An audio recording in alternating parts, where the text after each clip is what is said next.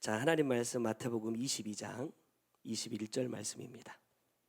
이르되 가이사의 것이니이다. 이에 이르시되 그런즉 가이사의 것은 가이사에게, 하나님의 것은 하나님께 바치라 하시니. 아멘. 오늘 말씀의 제목은 누구의 것이냐라는 겁니다. 누구의 것이냐. 먼저 결론부터 말씀을 드려보자면 이렇습니다. 나는 누구의 것이냐. 나는. 제가 우리 아이들한테 야, 넌 누구 거야? 이러면 자기 거라 해요. 아직은 소속이 제 소속입니다. 법적으로는 제 거예요. 우리 은유가 이번에 만 14세가 딱 됐거든요. 만 14세가 되니까 이제 아빠의 그늘에서 조금 벗어나지더라고요. 뭐 인터넷 뱅킹 같은 거 이제 자기가 할 수 있어. 티머니 충전도 이제 자기 계좌에서 할 수 있어. 뭔가 섭섭하더라고요. 왜? 그전엔 아빠 이거 어떻게 해야 돼요? 그럼 아빠가 해줄게, 아빠가 도와줄게 이렇게 하면 돼 이랬는데 자기가 혼자 할 수 있는 것이 하나씩 늘어가니까 뭔가 이제 내 그늘에서 점점 벗어나는 것 같은 느낌. 아, 얘가 잘하고 있구나, 커가고 있구나라는 좋은 점도 있지만 이제 언젠가는 나를 떠나겠구나. 내가 우리 딸 처음 낳을 때 시집 안 보낸다 했다가 많은 사람에게 온갖 질타를 받았는데 이제 얘도 언젠가 떠나겠구나 이런 생각이 드니까 좀 섭섭한 마음도 있어요. 근데 하나님은 항상 우리가 누구의 것이기를 원하시죠? 하나님 당신의 것이기를 원하신다는 겁니다. 왜냐하면 목적이 있어요. 하나님의 것이어야만 하나님께서 준비하신 어디에 갈 수 있다? 천국에 갈 수 있기 때문에. 목적은 딱 그거 한 가지입니다. 나를 믿는 사람, 우리는 지금 지구상에 인구가 70억인데 야, 기독교를 믿는 사람이 제일 많아야 돼 이런 거 아니에요. 예수 믿는 사람들이 세상에서 제일 많아야 돼, 우리가 힘이 가장 세야 돼 이런 의미가 아니라는 거예요. 딱 한 가지 의미입니다. 내가 너를 위하여서 준비한 그 집을 네가 가졌으면 좋겠다는 거예요. 그 집을 얻으려면 하나님께서 우리에게 주신 방법이 뭐냐? 하나님께서 우리에게 열어주신 천국으로 갈 수 있는 그 길로 행하는 겁니다. 그것을 우리는 이렇게 표현하죠. 삶이다 이래요. 하나님께서 우리에게 말씀을 주실 때는 하나님께서 원하시는 길로 행할 수 있는 삶이 될 수 있는 방법을 가르쳐 주시는 겁니다. 그런데 수없이 말씀을 받았음에도 불구하고 왜 이 삶이 주님께서 이끌어 주시는, 먼저 본을 보여주시는 그 삶의 길과 다르냐라는 거예요. 제 자신의 삶을 통해서 한번 비춰보면 내가 삶을 살기 위해서는 두 가지가 필요한 것 같아요. 먼저는 나에게 있어서는요, 노력이 필요합니다. 요즘 계속해서 주님께서 말씀을 통해서 그런 것들을, 메시지를 저에게 주시는 것 같아요. 좀 최선을 다해라는 거예요. 노력을 좀 하라는 거예요. 오늘 아침에도 인도자가 기도 처음 시작할 때 이랬어요. 주님, 지난 한 주간도 이렇게 시작했습니다. 지난 한 주간에 대해 삶을 돌아봅니다. 어떻게 살았는지. 분명히 말씀도 받았고 분명히 내가 그렇게 살겠노라고 기도도 했어요. 그러면 말씀을 받고 기도했더니 그러한 삶이 사라졌느냐? 아니라는 거예요. 뭐 하지 않으면요? 노력하지 않으면. 내가 그렇게 살기 위해서 힘쓰고 애쓰지 않으면 절대로 이 삶은 사라지지 않습니다. 또 한 가지가 뭐냐 하면 내가 하나님의 뜻대로 살기 위해서 아무리 몸부림쳐도 이게 없으면 절대 살 수 없어요. 제가 생각하는 건 뭐냐면 하나님의 능력입니다. 하나님의 은혜가 나에게 공급되지 않으면 내가 아무리 최선을 다해 노력해도 하나님이 원하시는 삶으로는 갈 수 없다는 거예요. 예전에 하나님께서 천국을 향한 길에 대해서 저한테 가르쳐 주실 때 이런 장면들을 보게 해주셨어요. 같이 이렇게 막 길을 갑니다. 길을 가다가 어떤 사람 뒤에서 막 부르는 소리가 들리니까 어떤 사람이 딱 뒤를 돌아봐요. 여러분, 우리가 살다 보면 믿음을 가지고 살아도 때때로 낙심이 될 때가 있죠. 좌절할 때가 있죠. 야, 교회 다녀봐야 소용없네. 이렇게 신앙생활 해봐야 필요 없구나 라고 생각되고 교회를, 신앙을 떠나고자 하는 마음이 들 때도 있어요. 저도 솔직하게 아버지가 목사님이시고 그 가정에서 계속해서 자라고 20살 때부터 전도사 사역을 시작했습니다. 근데 저의 삶에 있어서도 수없이 진짜 하나님이 살아 계신 건 맞나? 라는 질문을 저 자신에게 던졌던 때가 많아요. 제가 우스갯소리로 말씀드렸지만 중고등학교 때, 이 사춘기 때 하늘 쳐다보면서 하나님 진짜 있긴 한 거예요? 이런 질문을 많이 했어요. 왜냐하면 내가 원하는 대로 삶이 안 사라지거든요. 제 어릴 때 저희 어머니의 기억과 제 기억이 많이 달라요. 저희 어머니는 저한테 필요한 모든 것을 다 해주셨다고 이렇게 기억하고 계시더라고요. 근데 저희 입장에서는요, 엄마한테 내가 필요한 거를 말해본 적이 별로 없어요. 왜? 없다는 걸 아니까. 여러분, 이런 적이 있어요. 아침에 준비물을 이제 사서 가야 되는데 돈이 없잖아요. 아빠한테 가가지고 아빠 나 오늘 준비물 사야 되는데 돈 좀 주세요. 그러면 아빠가 이렇게 말했어요. 저기 벽에 아빠 바지 걸려 있는데 거기서 알아서 가져가. 그럼 아빠 바지에다 손을 넣어보면요, 지폐는 한 장도 없어요. 다 동전이에요. 그럼 제가 이렇게 동전을 이렇게 뭉태기로 꺼내가지고 제가 원하는 만큼 동전 세 가지고 가지고 갔어요. 제 보는 앞에서 아버지가 동전을 이렇게 지폐를 착착착 세가지고 돈을 준 기억이 저는 거의 없습니다. 나는 그렇게 살았다고 생각했어요. 제가 언젠가도 말씀드렸지만 고등학교 때 보충 수업비 못 내가지고 복도에서 엎드려 뻗쳐서 매 맞고 이랬다니까요. 그러니까 내가 편하게 부모님한테 나 뭐 먹고 싶으니까 돈 달라, 나 어디 쓰고 싶으니까 돈 달라, 너 뭐 하고 싶으니까 돈 달라 이렇게 해본 적이 별로 없어요. 그렇게 이게 내 마음속에 뭐가 되느냐? 상처가 돼요. 왜? 제가 얘기했잖아요. 내 친구 엄청 부자 친구들이 많았어요. 그 시골에서 정미소를 어마어마하게 크게 하는 친구들이 몇 명 있었어요. 그러니까 얘네들은 돈을 그냥 물 쓰듯이 쓰는 거예요. 제가 어린 시절에 볼 때도. 그 친구들하고 친하게 지내면서도 뭔가 보이지 않는 벽이 있어. 나는 왜 저 집에서 안 태어났을까? 나는 왜 아버지가 저 사람이 아닐까?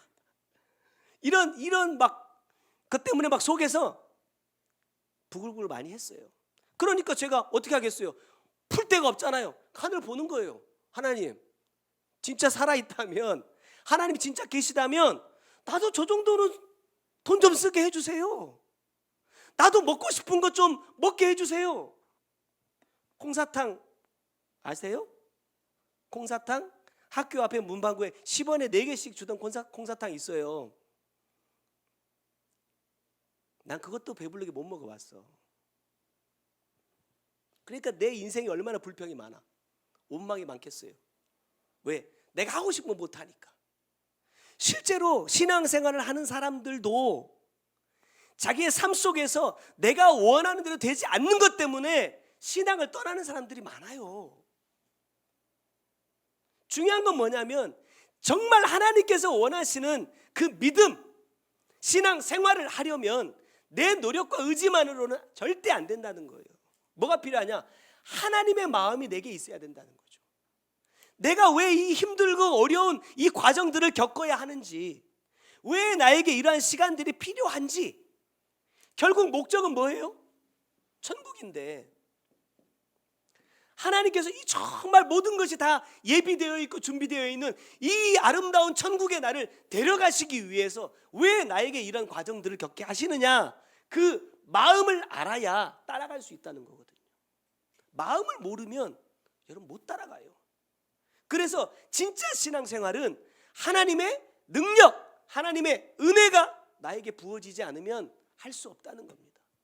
여러분, 자기 자신의 기준에서 정말로 열심히 신앙생활 하는 사람 많아요. 하지만 하나님이 원하시는 길이어야 되고 하나님이 원하시는 방법이어야만 한다는 겁니다. 여러분, 그렇게 하기가 쉽지 않아요.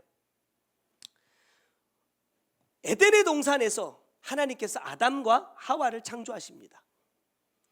흔히 하는 말로 에덴의 동산은 모든 것이 다 갖추어진 곳이에요.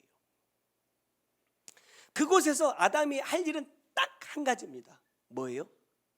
하나님의 말씀대로 사는 거예요. 물질 때문에 걱정할 필요 없죠. 먹는 것 때문에 염려할 필요 없죠. 무엇을 입을까도 고민할 필요가 없는 거예요. 다 갖추어지고 다 준비가 되어 있어요. 오직 하나님의 말씀만. 성경에 보면 아담이 한 일이 뭐냐면 거니는 거예요. 자, 이게 뭐냐면 하나님과 동행하는 겁니다. 하나님께서 에덴의 동산을 거니실 때 아담이 함께 주님께서 가시는 곳으로 함께 따라가기만 하면 되는 거예요. 근데 그걸 못합니다. 왜죠? 내가 보기에 좋은 것이 생겼어요. 내가 하고 싶은 것이 생겼단 말이에요. 내가 가지고 싶은 것이 생겼단 말이에요. 하나님의 방법으로는 그걸 못 가져. 하나님과 함께 거닐어서는, 동행해서는 그것을 내 것으로 취할 수 없어. 그러니까 그곳에서 벗어나기 시작해. 그래서 하나님께 절대 먹지 말라 하셨던 뭐예요? 선악을 알게 하는 나무의 열매를 먹습니다. 그리고 쫓겨나요. 이 사람들이 죄를 짓고 쫓겨나면서 덩달아서 땅이 저주를 받았다라고 말씀하시면서 창세기 3장 18절 19절 말씀 보니까 땅이 내게 가시덤불과 엉겅퀴를 낼 것이라 했습니다. 그리고 그들이 흙에서 사는 날 동안에 뭐 해야 돼요? 얼굴에 땀을 흘려야 먹을 것을 먹을 수 있다. 이렇게 말씀합니다. 자, 네가 죄를 지었어. 이제 땅이 호락호락하게 너에게 이제 음식을 내지 않을 거야. 그러니까 밭도 갈아야 되고 물도 줘야 되고 씨도 심어야 되고 자랄 때 뭐 풀도 매줘야 되고 힘들게 노력해야 먹을 수 있다. 이런 의미이기도 하지만 저는 이 19절의 말씀 가운데서 이 말씀을 한번 주목해 봤으면 좋겠어요. 먹을 것을 먹으리니 이렇게 말씀합니다. 자, 무슨 말이냐면 내가 먹어야 할 게 있고 먹으면 안 되는 게 있다라는 거예요. 여러분, 에덴의 동산에서도 마찬가지였거든요. 반드시 먹어라 하신 것이 있었고 먹으면 안 된다 하신 것이 있었어요. 그런데 에덴의 동산에서 쫓겨났는데도 뭐예요? 그게 그대로 따라옵니다. 제가 우리 청년들한테도 부탁하는 것이지만 결혼하기 전에 내가 가지고 있던 내 마음에 있던 상처들, 내 가정에서 내 부모에게 품었던 이 좋지 않은 마음과 생각들을 최대한 회개함으로 제거해내라는 거예요. 왜? 따라온다. 내 자녀들에게 그대로 나타난다. 제가 말씀드렸잖아요.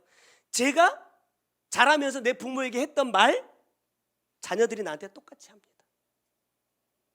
내가 부모에게 했던 행동 자녀들이 똑같이 합니다. 왜? 해결되지 않았기 때문에 그대로 흘러가는 거예요. 아담을 보면 에덴의 동산에서만 먹어라 먹지 말라 하신 것이 아니라 쫓겨나서도 뭐예요? 먹을 것을 먹어야 돼요. 이 말씀이 어떤 의미를 갖고 있냐면 하나님과 호흡하기 위해서는 얼굴에 땀이 나도록 수고해야 사람의 양식을 먹을 수 있다라는 말씀입니다. 자, 하나님께서 사람에게 먹으라고 허락하신 양식이 뭡니까? 창세기 1장 29절의 말씀 보면 하나님이 이르시되 내가 온 지면에 씨 맺는 모든 채소와 씨 가진 열매 맺는 모든 나무를 너희에게 주노니 너희의 먹을거리가 되리라 그랬어요. 여러분, 여기에서 항상 말씀하고 있는 이 먹을거리, 음식은 내 육을 위한 것이기도 하지만 하나님의 말씀 자체가 본래는 뭐예요? 영이기 때문에 육을 위한 먹거리이기도 하지만 여기서 씨를 가졌다라는 것은 이걸 말합니다. 하나님께 말씀으로 우리에게 주신, 우리 지난주 말씀하고 비교해 보면 떡이에요. 떡, 생명의 떡 말씀입니다. 이거를 먹어야 된다는 거예요. 내가 먹고 싶은 거 하나님 무슨 보리떡입니까? 이렇게 배고파 죽겠는데 나 그냥 차라리 마을에 가서 내가 내 돈 내고 맛있는 밥 먹고 올게요. 그렇게 해서는 안 된다는 거예요. 왜? 돌이 떡을 먹으라고 하시는 이유가 있기 때문에. 마찬가지로 여기서 말씀하고 있는 것은, 야, 너 죄 짓고 쫓겨났잖아. 죄 지으니까 뭐가 떠났어요? 하나님의 영이 떠나버렸어요. 우리가 예전에 말씀드렸지만 사람은요, 영, 혼, 육입니다. 동물은요, 혼과 육입니다. 내가 죄를 짓고 하나님의 영이 떠나버리면 나는 뭐가 되는 거예요? 짐승이 되는 겁니다. 하나님의 기준에서. 사람 아니에요. 하나님께서, 제가 말씀드렸죠, 노아의 홍수를 통해서 심판하실 때 사람들이 이렇게 말해요. 와, 사랑의 하나님이 어떻게 당신이 만든 그 사람들을 물에다가 다 담궈서 죽일 수 있어? 그게 진짜 사랑의 하나님이 맞아? 라고 말합니다.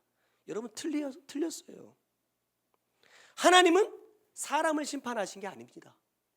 누구를 심판하세요? 짐승을 심판하십니다. 이것을 창세기 6장에서는 뭐라고 표현하느냐? 육체라고 표현합니다. 사람은요, 방주에 태워서 어떻게 해요? 구원하십니다. 누가 사람이냐?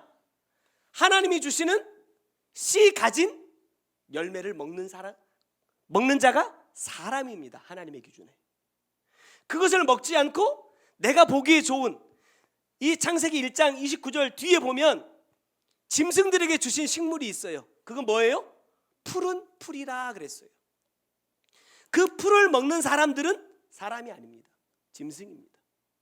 푸른 풀은 무엇을 의미하느냐? 내가 보기에 좋은 것을 먹는다는 거예요. 내 입에 맞는 것을 먹는다는 거예요. 여러분, 음식 먹을 때 어떤 거 먹어요? 내가 좋아하는 거 먹잖아요. 육으로 말하는 거 아닙니다. 말씀을 말하는 거예요. 하나님께서 나를 천국으로 이끌어가기 위해서 주시는 그 말씀이 때로는 뭐예요? 써요. 달지 않아.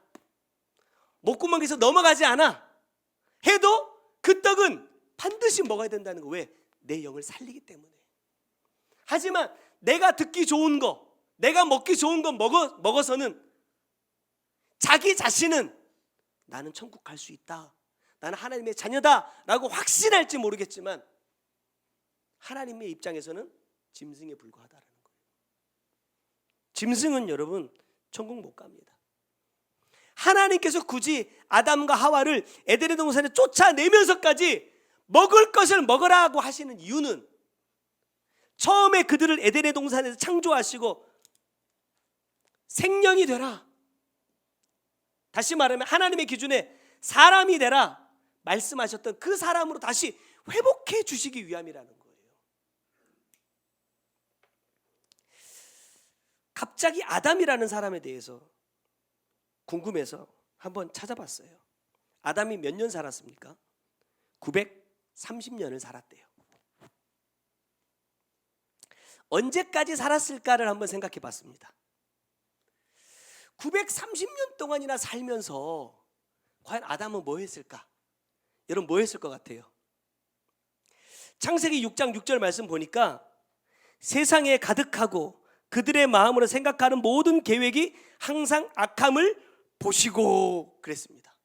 이게 무슨 말이냐면 하나님께서 이제 노아를 통해서 심판하실 것을 계획하시는 장면이에요. 그런데 여러분, 이 죄가 어디에서 시작됐어요? 아담에게서부터 시작됐습니다. 한번 생각해 보세요. 아담이 900년을 살면서 자녀가 자녀를 낳고 자녀가 자녀를 낳는 걸 계속해서 봅니다. 그런데 자기는 먹을 것을 먹고 사람으로 회복하기 위해서 살아가고 있는데 자기의 자손들은요, 마음에 항상 생각하고 계획하는 것이 뭐라고요? 죄밖에 없어. 죄밖에. 죄가 세상에 꽉 찰 정도로 죄를 짓고 있더라 이 말입니다. 그 모습을 보는 아버지의 마음이 어떨까? 아담의 마음이 어떨까?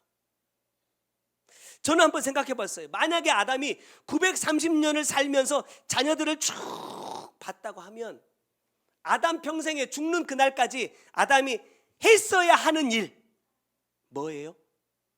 저는 기도라고 생각합니다. 기도, 회개라고 생각합니다. 왜요? 내가 죄를 짓고 쫓겨나지만 않았더라면, 내가 이 선악을 알게 하는 나무의 열매를 먹고 죄를 이 땅에 가져오지만 않았더라면 내 자손들이 이렇게 죄 짓지 않을 텐데. 이 아담이 언제까지 살았냐면요, 이 자손을 쭉 이렇게 훑어보면 노아를 누가 낳느냐? 노아의 아버지가 라멕이라는 사람입니다. 그런데 아담이 라멕 때까지 살았어요. 노아를 낳을 때까지는 살지 못했지만 라멕 때까지는 살았거든요. 근데 이 홍수의 심판에 대한 메시지를 하나님께서 어디쯤에서 주시냐면, 누구쯤에서 주시냐면 에녹이라는 사람쯤에서 주십니다. 에녹이 아들을 낳았는데 그 이름이 무드셀라예요. 969세를 살았고, 무드셀라는 홍수가 있던 해에 죽었습니다. 길게 살았어요. 오히려 자기 아들보다 더 살았습니다. 근데 이 무드셀라라는 이름의 뜻이 뭐냐면 창을 던지는 자라는 뜻이에요. 자, 고대에 창을 던진다라는 것은 무엇을 의미하냐면 그 모든 것을 끝낸다라는 뜻을 갖고 있어요. 자, 에녹이 자기의 아들을 무드셀라라고 지으면서, 야, 하나님께서 이 세상을 어떻게 하신다? 끝내기로 작정하셨다라고 자기 아들의 이름을 지었어요. 이 무드셀라가 라멕을 낳고 라멕이 노아를 낳습니다. 노아의 이름의 뜻은 뭡니까?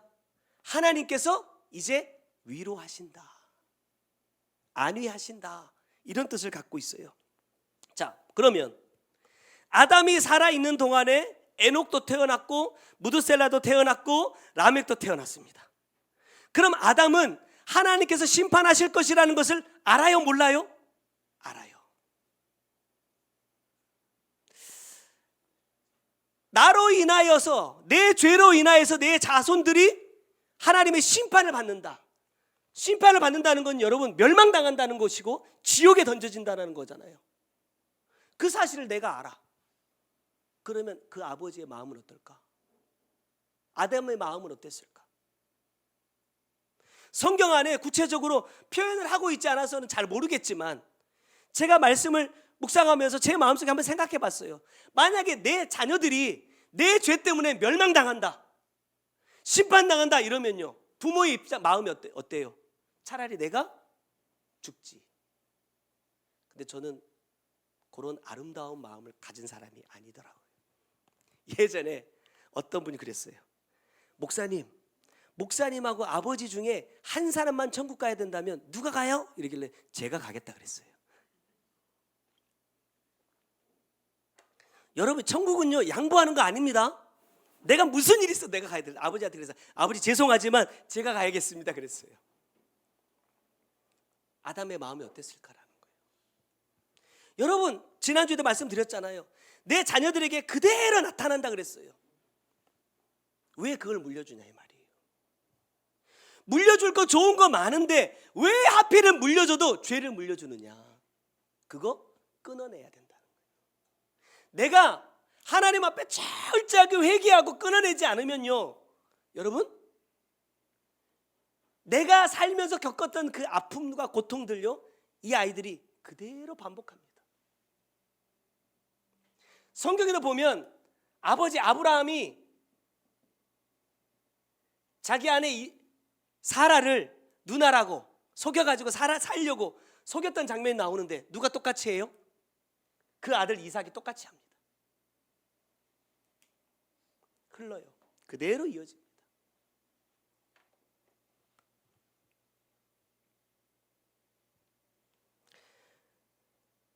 노아가 방주를 만들기 시작하고 그 방주가 완성되어 갈수록 심판은 점점점 다가와요. 그런데 문제는 뭐냐? 노아의 가족 외에 다른 사람들은요, 그 심판의 날이 다가온다는 사실 자체를 알지 못해요. 누가복음 17장 27절의 말씀 보면 노아가 방주에 들어가던 날까지 사람들이 먹고 마시고 장가 들고 시집 가더니 홍수가 나서 그들이 다 멸망해 버렸어요. 왜냐? 왜 모를까? 방주가 지어지고 있는데 하나님께서 심판하신다고 말씀하셨고, 여러분 100년 동안 방주를 지었습니다. 다시 말하면 100년 동안 복음이 전해졌다라는 거예요. 하나님의 심판이 선포되고 경고했다라는 얘기예요. 근데 왜 못 들을까? 창세기 6장 5절의 말씀 보니까 여호와께서 사람의 죄악이 세상에 가득함과 그의 마음으로 생각하는 모든 계획이 항상 악할 뿐임을 보셨다 그래요. 하나님은 내 안에 어떤 죄가 자라나고 있는지를 보셨어요. 근데 누구는 못 봐요? 정작 그 사람은 자기 안에 있는 죄를 못 보더라는 거예요. 왜 우리가 이 말씀을 통해서 매일매일 내 자신을 비춰야 되느냐? 내 안에 자라고 있는 죄를 찾아내야 되기 때문에 그렇습니다. 왜? 이 죄가 나도 멸망하게 만들지만 그대로 흘러가기 때문에.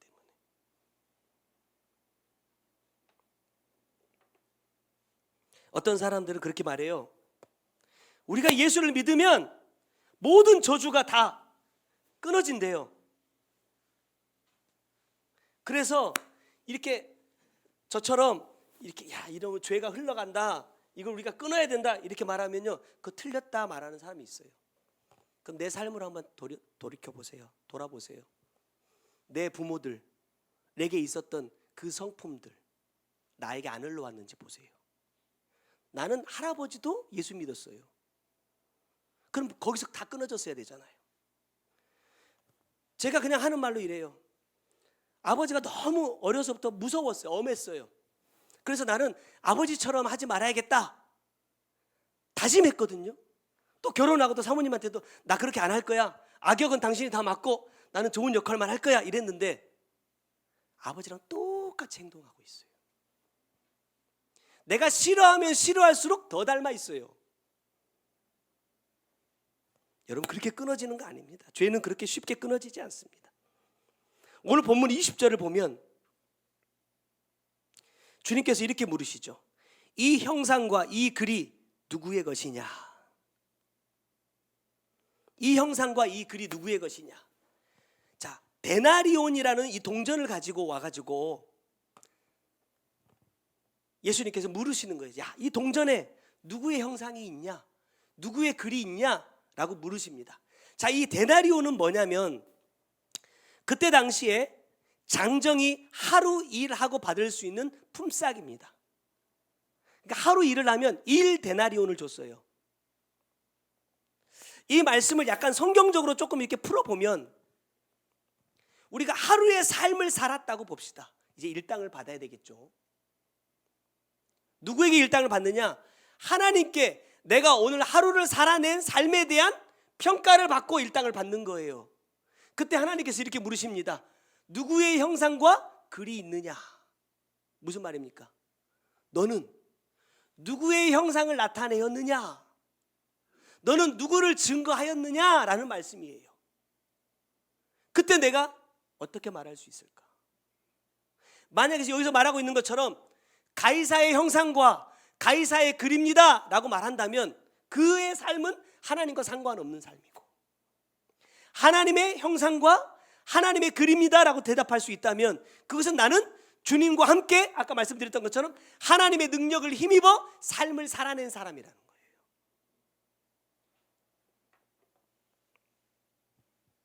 우리가 지난주에 말씀 나누면서 지혜롭고 정직한 청지기에 대한 말씀을 나눴습니다. 이 청지기에 있어서 가장 중요한 덕목이 뭐냐? 주인의 의도를 정확하게 아는 것이라 그랬어요. 왜 주인이 나에게 일을 맡기셨는지 그 마음을 알아야 된다라는 겁니다.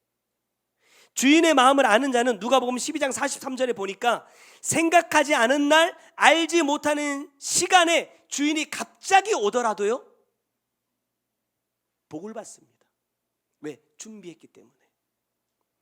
하지만 반대로 주인의 의도를 모르는 종은 엄히 때리고 벌을 받는다 그랬어요. 왜? 주인이 맡겨준 것을 행하지 않았기 때문입니다. 마찬가지로 누구의 것이냐 물으시는 주님 앞에서 내가 하나님의 형상과 모양으로, 하나님의 형상과 하나님의 글이 기록된 삶으로 주님 앞에 내어드리면 나는 뭐해요? 복을 받지만, 하나님이 아닌 가이사의 형상과 모양을 내어드리면 나는요, 벌을 받는다는 거예요. 한번 구체적으로 한번 생각해 보겠습니다. 첫째, 가이사의 형상과 글을 가진 사람은요, 주님을 시험하는 사람이다 그랬어요. 자, 여기서 시험한다는 건 뭐냐면 증명한다라는 겁니다. 증명한다. 신앙생활을 하는 많은 사람들이요, 저처럼 이 신앙의 위기 가운데 어려움이 다가오면 자꾸 뭘 요구하냐면 하나님께 당신이 하나님인 것을 증명해 보이라고 요구합니다. 어떻게 기도해요? 하나님 진짜 살아계신다면 뭐 해달라고요? 지금 내 어려움 좀 해결해 달라는 거예요. 내 문제 좀 해결해 달라는 거예요. 그러면 내가 진짜 하나님이 살아계신다는 걸 내가 믿겠습니다. 내가 더 열심히 신앙생활을 하겠습니다 라고 말해요. 뭐랑 똑같은 거예요. 우리 아들이 나한테 아버지가 진짜 내 아버지인지 증명해 달라는, 이렇게 말하면 어떻겠어요? 내 마음이 씁쓸하기도 하지만 어이가 없을 것 같아요. 어이가 없을 것 같아. 야, 거울 한번 봐. 거울 한번 봐. 네 얼굴이 누구의 얼굴이야? 이렇게 이제 판박이처럼 닮았으면 그나마 위로가 좀 되겠지만, 제가 예전에 고등학교 때 우리 사랑하는 어머니께 따귀를 맞은 적이 있거든요. 왜 맞았느냐? 그러려면 뭐하러 낳았어요? 이랬어요.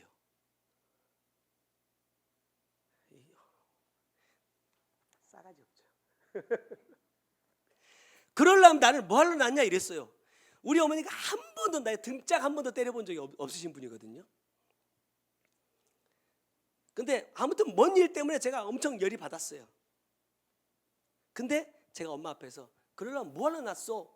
그때 우리 어머니가 따귀를 때려. 내가 너무 서러워가지고 내가 한 말은 생각하지도 않고 맞고 너무 서러워가지고요, 무면허로 차 끌고 집을 나갔잖아요. 부모 입장에서 얼마나 어이가 없겠어요. 아이를 낳기까지 얼마나 힘들고 어려운 과정들이 있습니까? 그런 것들을 모른다 쳐도 해야 될 말이 있고 하지 말아야 될 말이 있는 거잖아요. 믿는다고 하는 사람들이 하나님 앞에 당신이 진짜 하나님인 것을 나에게 증명해 내세요 라고 말하는 건요, 똑같은 거예요. 이건 있을 수 없는 말이에요. 오히려 내가 하나님 앞에, 당신은 지금 내 눈에 보이지 않지만, 천국을 내 눈으로 볼 수 없지만 당신은 정말 나의 창조자이고 나의 구원자인 것을 내가 이렇게 믿고 있습니다 라고 내가 증명해 보여야 되는데, 믿는다는 사람들이 하나님께 증명해 내라는 거예요. 또 이게 뭐예요? 아까 말씀드렸던 것처럼 내 삶이 내가 원하는 대로 되어지지 않을 때 누구를 원망합니까? 하나님을 원망해. 왜 나는 이러한 삶을 살아야 되느냐고, 왜 나는 이런 문제에서 벗어날 수가 없느냐고 한탄하는 거 뭐예요? 하나님이 살아계시지 내가 의문이 든다 이 말이에요. 이런 사람들의 특징이 뭐냐? 조금만 내가 원하는 대로 문제가 풀리면, 일이 잘 되면요, 또 엄청 믿음 있는 소리를 해요. 그럴 줄 알았어. 역시 우리 하나님은 살아계시지. 와, 예수 믿는 게 이런 거야? 그런 거에 속지 마세요. 그 잠깐 뭐 보여지는 거, 다른 사람 앞에 뭐 잘 되는 거, 성공해야 되는 거, 이런 거 보여지는 거, 여러분 그거 속지 마세요. 그건 믿음 아니에요.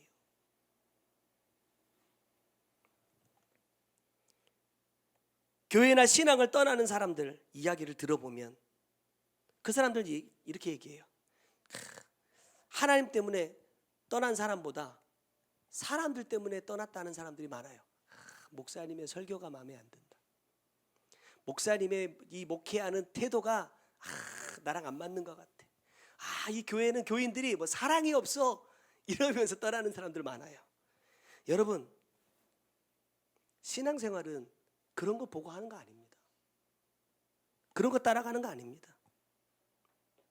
믿음은요, 반드시 내가 가져야만 하는 것이고, 이 믿음이 없이는 여러분 구원을 완성할 수 없어요. 성경이 말씀하고 있는 믿음이 뭐냐? 저는 이렇게 한번 생각해 봤습니다.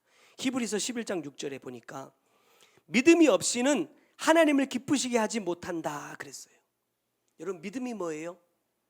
하나님을 기쁘시게 하는 겁니다. 다른 게 아니더라고요. 내가 세상에서 성공하고 잘 되는 것도, 또 신앙생활 열심히 하는 것도 목적이 뭐가 되느냐? 하나님을 기쁘시게 하기 위함이어야 된다라는 거예요. 왜냐하면 히브리서 11장 5절 말씀 보니까 이래요. 믿음으로 에녹은 죽음을 보지 않고 옮겨졌으니 하나님이 그를 옮기심으로 다시 보이지 아니하였느니라. 그는 옮기기 전에 하나님을 기쁘시게 하는 자라 하는 증거를 받았느니라 그랬어요. 자, 여기에서 믿음의 핵심이 나옵니다. 하나님을 기쁘시게 하는 자라는 증거가 나타날 때 하나님 뭐 해주신다고요? 그를 옮겨주신대요. 어디로요? 천국으로. 그 믿음이 하나님 앞에 증거되어야 우리는 천국 갈 수 있어요. 그런데 문제는 뭐냐? 내가 그 믿음을 하나님 앞에 증명해 보여야 되는데 자꾸 나는 하나님께 그것을 증명해 내라는 거예요. 신앙생활을 하다 보면 다른 사람들에게 내가 얼마나 믿음이 좋은 사람인지 보이고 싶어하는 이 욕구가 생길 때가 있어요. 봉사를 할 때도 다른 사람들이 볼 때와 보지 않을 때 달라요. 제가 해보니까 그러더라고요. 다르더라고. 은근히 나를 드러내고자 하는 마음을 가지고 주님의 일을 하는 사람들 많이 있습니다. 주님이 이렇게 말씀하세요. 마가복음 12장 39절 이하에 회당의 높은 자리와 잔치의 윗자리를 원하는 서기관들을 삼가라. 그들은 과부의 가산을 삼키며 외식으로 길게 기도하는 자니 그 받은 판결이 더욱 중하다 그래요. 나를 드러내려고, 나를 보여주려고 하는 모든 믿음의 삶은요, 결국 하나님의 심판대 앞에서 심판받을 일이라는 거예요. 여러분 이건 믿음 아닙니다.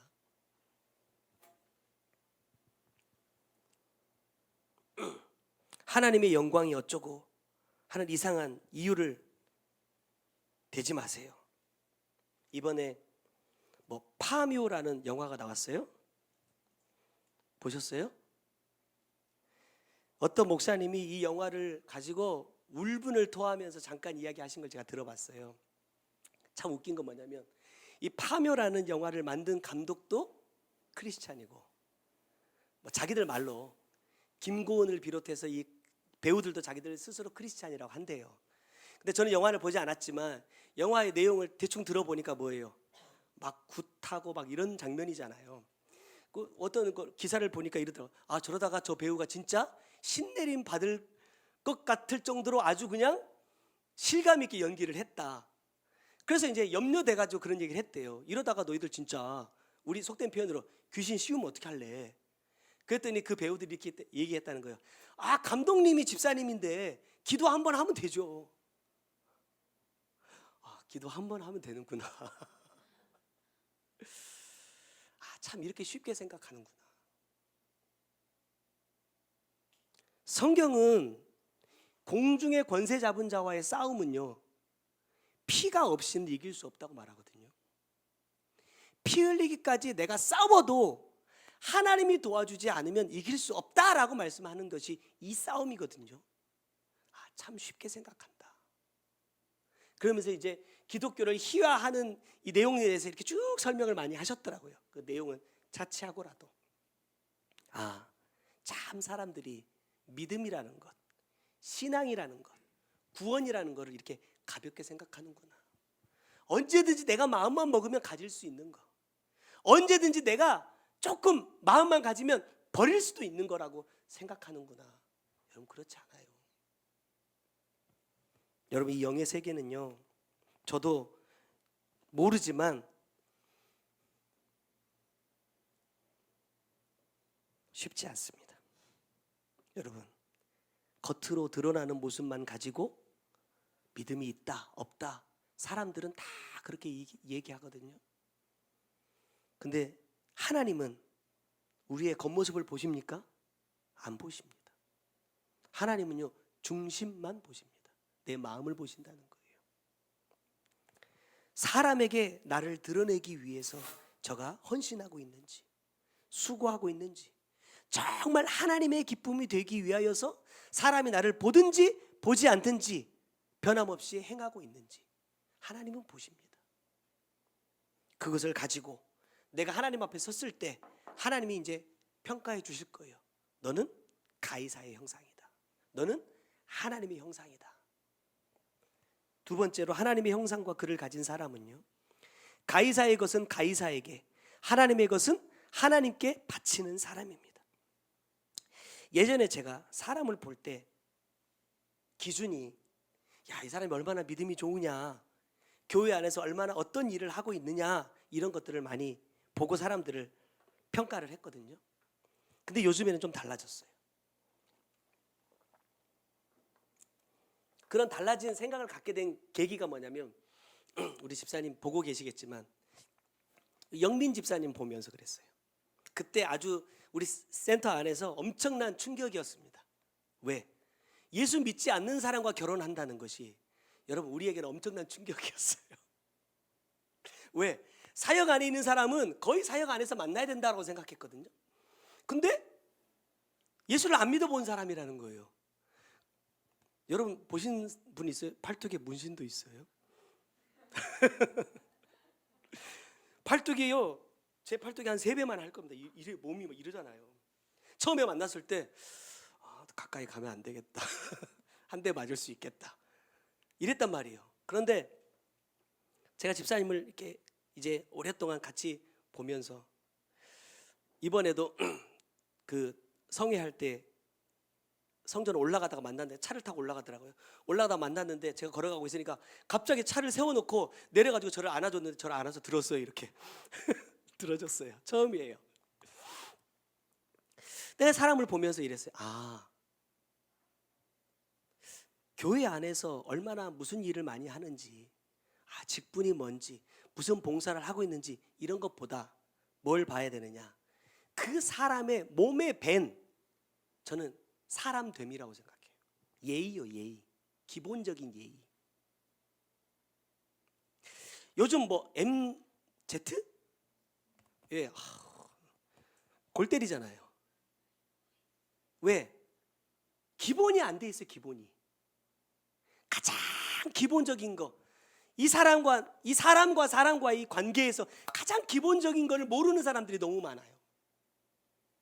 내가 이런 걸 보면서, 야, 이 사람의 몸에 어떤 예의가 배어 있는지를 좀 봐야겠다. 성품이요. 이제 예수 믿는 사람이니까 괜찮아, 예수 믿으니까 괜찮을 거야, 이런 생각은 없어진 지 오래입니다. 제가 어떤 사람하고 대화하면서 그런 얘기를 잠깐 했어요. 리더의 자격이 뭐냐, 리더의 자격. 수요일에도 잠깐 얘기했지만 저는 이렇게 얘기했어요. 나보다 나이가 어린 사람, 나보다 가진 것이 적은 사람, 나보다 사회적인 지위가 낮은 사람을 어떻게 대하는지를 보면 된다라는 거예요. 많이 가진 사람과 적게 가진 사람을 차별해서 대우한다면 그 사람은 좋은 리더 아닙니다. 나보다 나이가 많다고, 적다고 서로 다르게 대한다? 나보다 더 사회적으로 높은 지위를 가지고 있는 사람 앞에 굽신거리고 없는 사람 앞에 함부로 하는 사람, 좋은 사람 아닙니다. 리더는 고사하고 좋은 사람 아닙니다. 제가 결혼하기 전에 진안에 가면 OK라는 회사가 있어요. OK. 전에 제가 결혼했던 교회 장로님이세요. 20대 때 장로님이 회사에서 한 달에 한 번씩 와서 꼭 예배를 드려달라는 거예요. 처음에는 담임 목사님 따라갔거든요. 근데 이제 담임 목사님 바쁘시다 보니까 제가 이제 가야 될 때가 된 거예요. 그래서 한 번씩 가면 그때 이제 전도사입니다. 목사도 아니고. 성경책 들고 딱 가잖아요. 그럼 회사 갔는데 아무도 와서 나를 어디로 가라고 안내를 안 해주는 거예요. 왜? 새파랗게 젊은 놈이 왔잖아요. 근데 우리 회장님께서 버선발로 쫓아 나오시는 거야. 전도사님 오셨다고. 그거 나를 이렇게 안내하고 가는 거예요. 그럼 그 다음 달부터 어떻게 됐을까요? 그 다음 달부터 우리 교회차가 쑥 들어가면요, 누군가가 문 앞에 딱 와서 서 있어요. 대우가 달라지더라고. 대우가. 사회도 그렇지만 여러분, 교회도 그런 게 많아요. 뭐 조금 직설적으로 표현하면 헌금 많이 하는 사람, 뭐 전도 많이 하는 사람, 이런 사람들이 교회 안에서도요, 큰 소리를 낸단 말입니다. 여러분, 그런 교회 건강한 교회 아닙니다. 제가 이런 마음을 먹고 있어요. 기도하면서 이제 이게 준일 형제라고 이게 부르기가 참, 성도님이라고 불러야 되는데, 자, 우리 준일 성도님, 우리 옆에 계신 와이프 이름 모르시죠? 어떻게 아세요? 안 가르쳐 줬는데? 예. 제가 이렇게 기도하고 있어요. 내가 이 두 분이, 보통 우리 교회는 결혼하면 제가 집사를 세우거든요. 내가 보니까 결혼했다고 집사를 아직 못 세울 것 같아서 제가 이렇게 주님께 기도합니다. 아기가 태어나서 유아 세례를 받으러 올 때 내가 아기 유아 세례를 하면서 집사 임명을 할 겁니다. 기도해 주세요. 집사가 될 만해서 집사 세우는 거 아니에요. 오해하시면 안 돼요. 집사가 되라, 이런 뜻입니다. 지금 이제 방송으로 듣고 계실 우리 유명옥 성도님, 여기다 원고에다 써놨어요. 준비하세요. 더 빨리 될 수 있습니다. 이제 기도하고 있어요. 왜냐하면 뭔가 나도, 제가 처음에 우리 영민 집사님하고 찬양 집사님 이제 30 초반 때 집사 세우면서 영민 형제 뭐 찬양아 이렇게 하니까 이게 조금 그래요. 그래서 제가 뭔가 좀 이분들한테 서로 이렇게, 이런 표현이 맞는지 모르겠어요, 존대를 하고 싶은 거예요. 이렇게 좀 이렇게 섬겨주고 싶은 거예요. 그래서 이제 집사 임명을 하고 나니까 부르기가 너무 편한 거예요. 집사님 이렇게 부르면 되니까. 그래서 제가 두 분도 집사님으로 내가 임명할 겁니다. 나중에 애기랑 같이 오시면.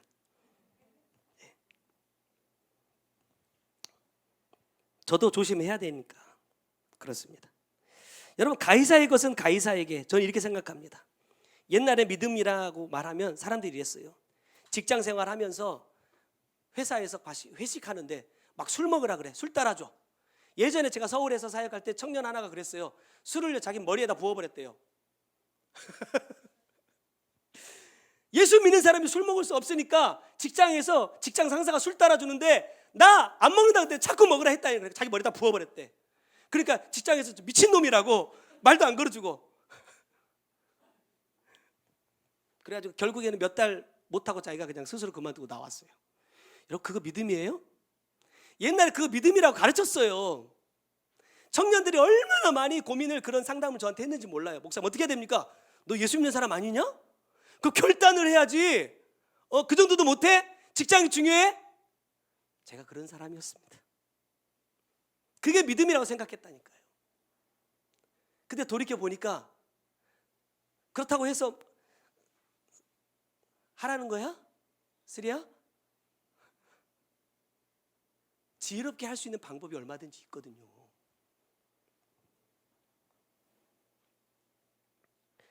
꼭 교회 다니는 사람들이, 제가 어떤 직장에 있는 사람들 만나보면 그렇게 얘기해요. 꼭 교회 다니는 사람들이 일도 제대로 못한대요. 뭐만 시키면요, 예배 가야 된대. 뭐만 하자 그러면은 뭐 기도회가 있다고, 무슨 모임이 있다고, 가야 된다 한다고. 그게 중요합니까 지금? 교회예요 거기가? 직장이잖아요.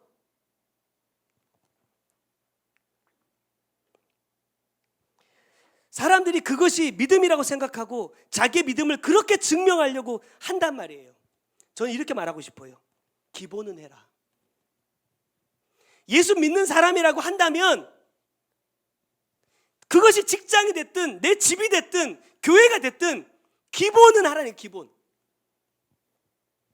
오히려 더 열심히 하면 했지. 내가 일하지 못하는 것, 함께 하지 못하는 것을 교회 핑계대고 신앙 핑계대고, 그건 옳지 않다. 그래서 언젠가도 말씀드렸지만, 직장에서 일할 때, 사람들을 만날 때 내가 먼저 나 예수 믿는 사람이라고 말하지 마라. 어떻게 하라 그랬어요? 자연스럽게 나의 삶을 통해서 나타나게 하라는 거예요. 여러분, 이렇게 한번 생각해 보세요. 교회 다니는 사람이었어? 어쩐지 이거 하고, 예수 믿는다면서 아유, 뭐가 좋아요? 어떤 사람 되고 싶어요? 저는 첫 번째도 들어봤고 두 번째도 들어봤는데 기분이 아주 달라요. 내가 스스로 예수 믿는 사람이라고 말하면 사람들 앞에서 이런 소리 듣는다면 어떻게 하나님 영광을 받으시겠어요? 그걸 어떻게 예수 믿는 사람이라고 할 수 있겠습니까? 두 번째로, 하나님의 것은 하나님께라는 무슨 말이냐?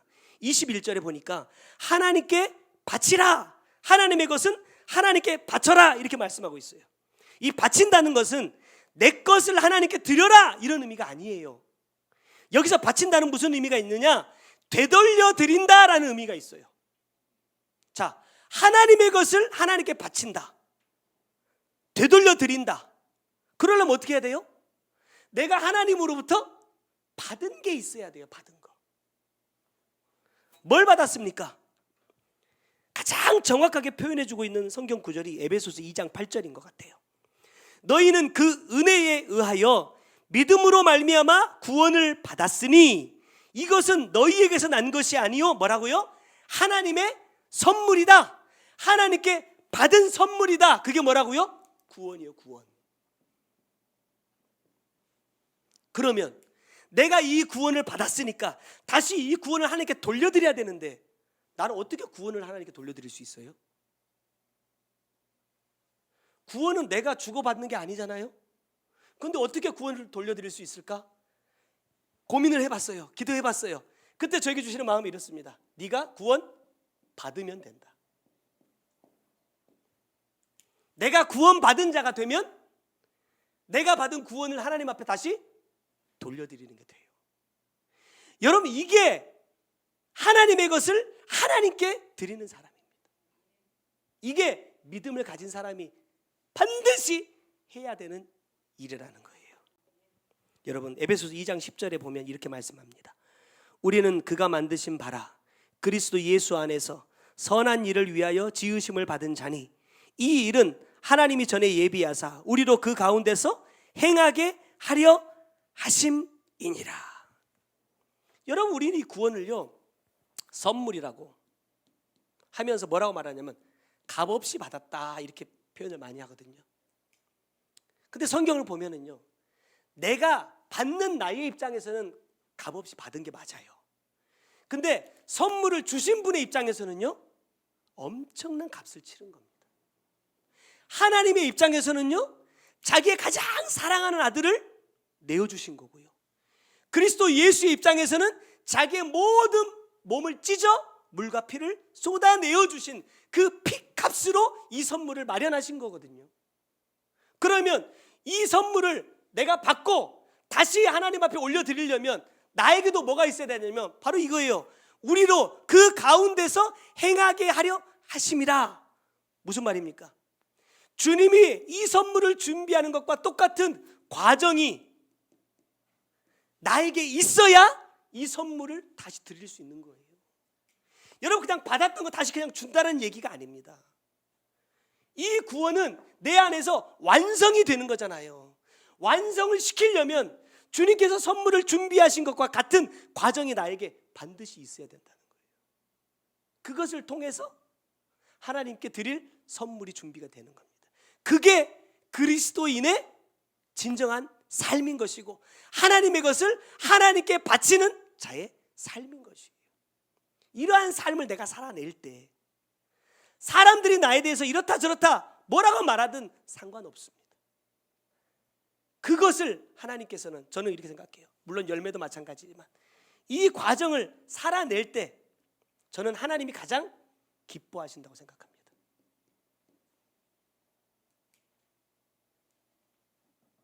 이것이 있어야 돼요. 이것이 쌓이고 쌓여서 뭐가 되느냐? 아까 말씀드렸잖아요. 믿음이 됩니다.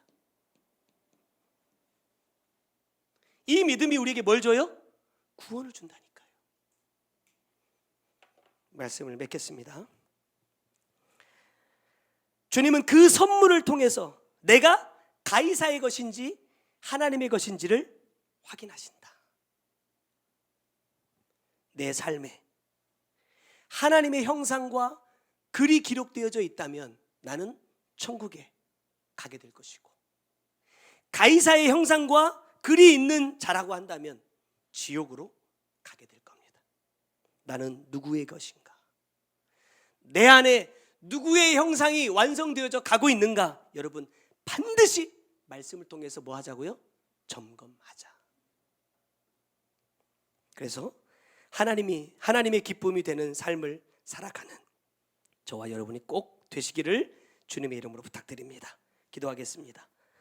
사랑하는 주님, 감사합니다.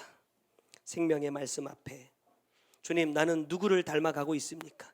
나는 무엇을 이루어가고 있습니까? 주님, 말씀으로 매일매일 내 자신을 비추고 점검하게 하시고, 하나님, 말로만 예수 믿는 사람이라, 교회에 다니는 사람이라 말하면서 세상에서 최소한 가장 기본적인 것도 행하지 못하는 하나님, 어리석은 자 되지 않게 하시고, 정말로 예수 믿는 사람이라면 어디에서든 예수 믿는 사람답게 최선을 다하는 삶을 살아갈 수 있는 우리 되게 하셔서, 어디에서든 누구에서든 손가락질 받고 비난받는 자가 아니라 인정받고 칭찬 듣는 자 되게 하여 주셔서, 하나님, 이 삶이 이제는 하나님의 것을 하나님께 바칠 수 있는 삶으로 성장해 가서 하나님의 기쁨이 되고, 하나님, 이 기쁨의 삶이 나에게 믿음으로, 이 믿음이 나에게 구원을 얻게 하는 생명의 길로 행할 수 있는 우리 모두가 반드시 될 수 있도록 은혜를 베풀어 주시옵소서. 귀한 예물 주님 앞에 올려드립니다. 받으시고 주님의 뜻 이루시는 곳에 아름답게 복되게 쓰여지게 하시고, 주님, 우리의 삶 가운데 물질 때문에, 환경 때문에 이제 더 이상 어려움 겪지 않게 하시고, 막혀있는 모든 것들도 하나님 열어지고 풀어지고 해결되는 역사 있게 하여 주셔서, 우리에게 약속해 주셨던 영권과 인권과 물권의 복이 이제 우리의 삶 가운데 부어지는 귀한 은혜가 임하게 하여 주옵소서. 지금은 우리 구주 예수 그리스도의 은혜와 아버지 하나님의 크신 사랑과 성령님의 감화 감동하시고 역사하시며 보호해 주시는 귀한 은혜가, 가이사의 것은 가이사에게, 하나님의 것은 하나님께 바치는 그 믿음 가지고 살아내는 하나님 주의 사랑하는 성도들 머리 위에와 그들의 가정과 삶의 모든 터전 위에 이제로부터 영원토록 함께 계실지어다. 아멘. 주 나의 모습 보내